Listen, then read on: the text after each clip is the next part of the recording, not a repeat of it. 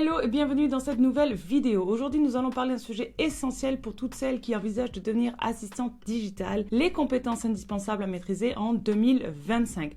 Le marché est en constante évolution, il est donc crucial de se préparer aux compétences qui seront les plus en plus demandées par les entrepreneurs dans les années à venir. Ensemble, on va voir 5 compétences clés qui vous permettront de vous démarquer et d'être prête pour l'avenir. Alors installez-vous confortablement, c'est parti!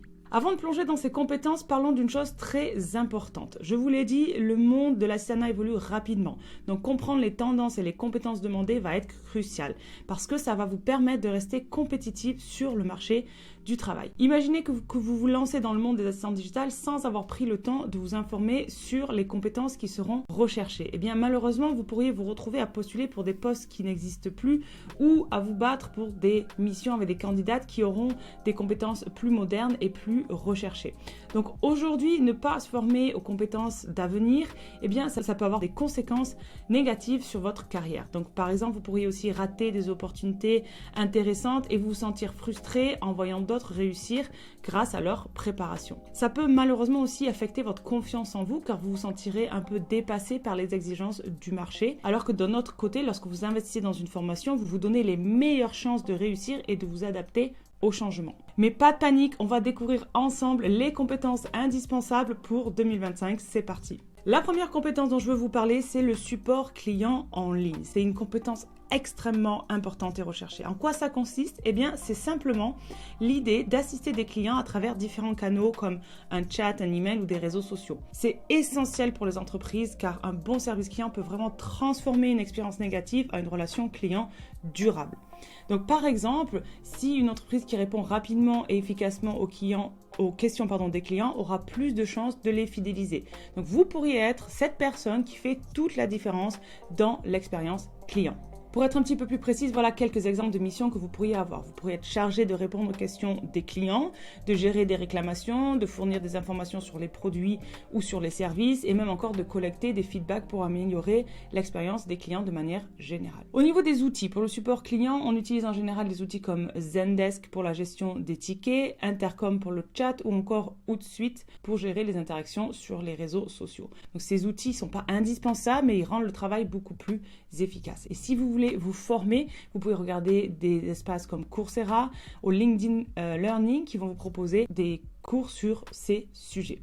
Mais la meilleure nouvelle avec le service client, c'est qu'aucune compétence technique avancée n'est nécessaire. Il vous faudra juste de l'empathie et vraiment une bonne communication. Au niveau de mon parcours, eh bien, venant du monde de l'hôtellerie, j'ai fait beaucoup de support client dans ma carrière d'assistante digitale parce que c'est une compétence que je pouvais transférer et c'est une compétence que j'aime beaucoup parce qu'elle s'applique à beaucoup de domaines différents et elle demande une grande compréhension de l'humain. La deuxième compétence, c'est la gestion d'outils collaboratifs. Alors, c'est quoi? Eh bien, ça va impliquer l'utilisation de technologies qui permettent aux équipes de travailler ensemble de manière efficace et à distance. Donc, vous allez créer des projets, attribuer des tâches et assurer la communication entre les membres de l'équipe. Donc, le Covid a vraiment mis en avant l'importance de cette compétence. De nombreuses entreprises aujourd'hui ont dû vraiment s'adapter à cet environnement de travail à distance et celles qui avaient déjà adopté des outils collaboratifs ont réussi à s'en sortir beaucoup mieux. Voici quelques missions que vous pourriez réaliser. Vous pourriez être chargé de créer et gérer des tableaux de projet sur Trello par exemple, ou de coordonner des équipes via Slack,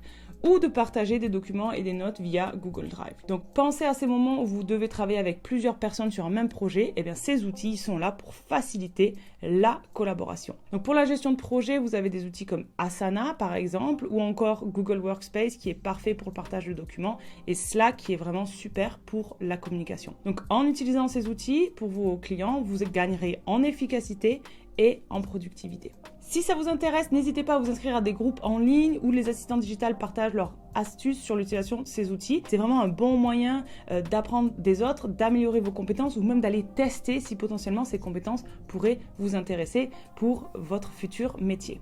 Troisième compétence, c'est la création de contenu pour les réseaux sociaux. Donc clairement, créer du contenu, c'est développer des messages, des visuels et des vidéos qui engagent et informent l'audience. C'est la clé de la stratégie marketing d'une entreprise. Donc dans une ère où l'attention des utilisateurs elle est vraiment précieuse, aider à la création de contenu percutant, ça va être vraiment un véritable atout.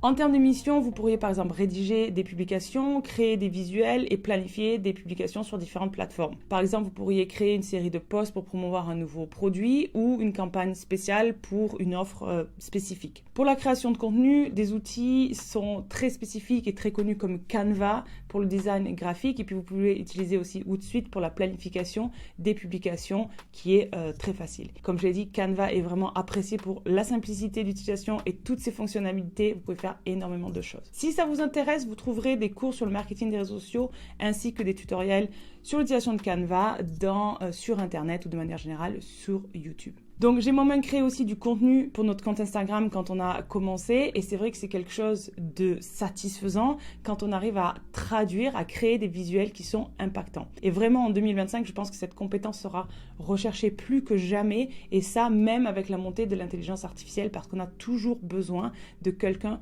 pour créer, générer et mettre en place tout ça.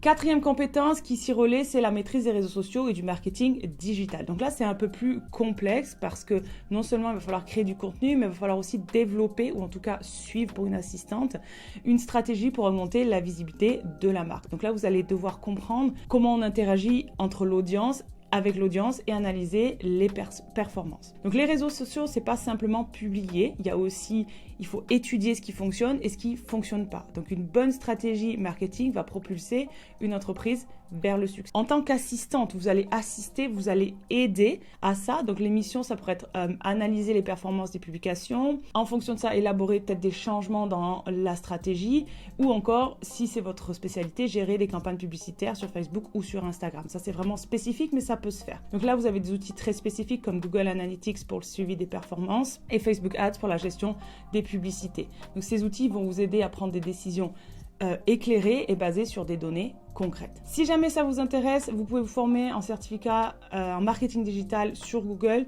sur HubSpot, qui sont des excellents points de départ. Donc, comme je vous le disais, en tant qu'assistant digital, vos missions elles seront souvent centrées autour de l'analyse et du suivi des résultats. Donc, si vous avez un esprit analytique et que vous aimez les chiffres et le suivi, ça pourrait être une bonne compétence pour vous.